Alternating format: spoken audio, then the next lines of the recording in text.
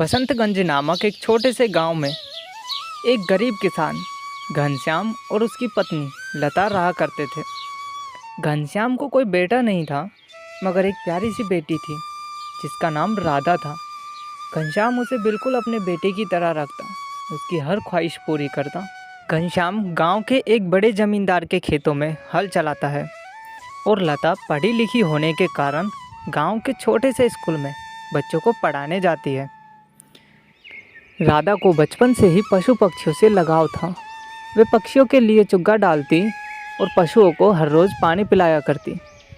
एक रोज़ राधा ने अपने पिताजी से बोला, पिताजी, मोहन चाचा के पास देखिए कितनी प्यारी गाय है। क्या हम भी एक प्यारी सी गाय ला सकते हैं? जरूर लाएंगे, मगर अभी तुम छोटी हो, पहले तुम बड़ी हो जाओ, फिर गाय भी ले आएंगे। और राधा बाहर बच्चों के साथ खेलने चली जाती है। सुनिए जी, आपने राधा को गाय के लिए बोल तो दिया, मगर आप उसकी हर इच्छा कहाँ तक पूरी करेंगे? लता, राधा अभी बच्ची है, उसकी बातों में अगर हाँ बोल दी तो उसको अच्छा लगा। तुम चिंता ना करो, समय आने पर सारी चीज़ हो जाएगी। अच्छा ठीक है, तो मैं बाजार से घर का राशन ले आता हूँ। और इतना बोलकर घनश्याम बाजार चला जाता है। बाजार जाते समय रास्ते में घनश्याम को मस्करा बिल्लू मिलता है। और घनश्याम भाई, कहाँ जा रहे हो? बिल्लू भाई, बस बाजार तक घर का राशन लेने जा रहा हूँ। मैंने सुना है घनश्याम भाई, राधा बिटिया बोल रही थी आप उसे एक गाय ला कर देंगे। गाय की कीमत भी पता है आपको, कितनी महंगी आ रही है गाय आजकल। मस्करे बिल्लू की बातें सुनकर घनश्याम वहाँ से चला जाता है। समय बीतता जाता है और राधा धीरे धीरे बड़ी हो गई। घनश्याम एक रोज़ काम करके घर लौट ही रहा था कि अचानक उसकी नज़र इकट्ठा हो रहे गांव के लोगों पर पड़ी। घनश्याम ने पास जाकर देखा तो लोगों के बीच एक पूरी तरह मिट्टी से लथपथ गाय जख्मी हालत में दिखी।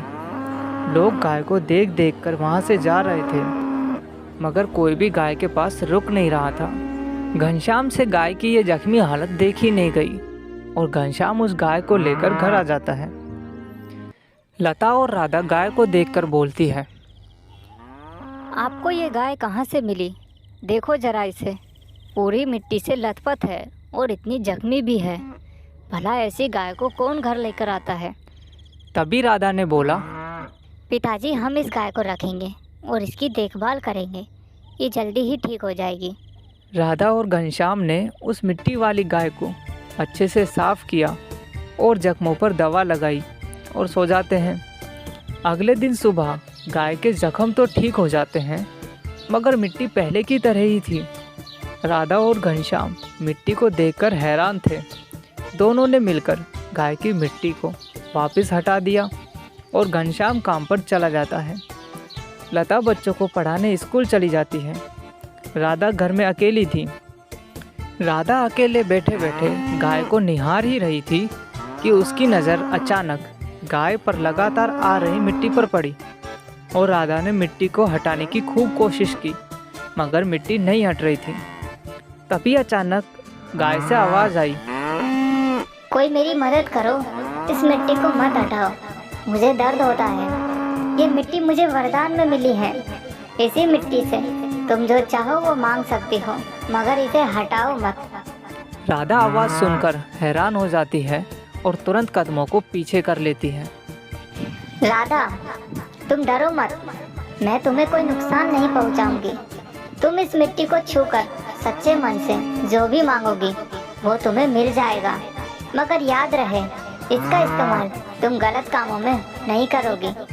उसी पर राधा ने मिट्टी को हाथ लगाया और सच्चे मन से बोला, हे गाय माता, हमारे लिए एक पक्का घर बना दो ताकि हमें बरसात में भीगना ना पड़े। तभी राधा के द्वारा छुई गई गाय की मिट्टी सोने की तरह चमकने लगी और देखते ही देखते राधा का फूस वाला घर एक सुंदर घर में बदल गया। फिर राधा ने मिट्टी को छूकर बोला, हे गाय माता, मेरे पिताजी का खुद का एक छोटा सा व्यापार हो ताकि हम लोगों की मदद कर पाएं। और देखते ही देखते मिट्टी की बनी जादुई गाय वापस से सोने की तरह चमकने लगती है। इस तरह जादुई गाय की मदद से घनश्याम और उसका परिवार पूरे गांव की मदद करने लगता है।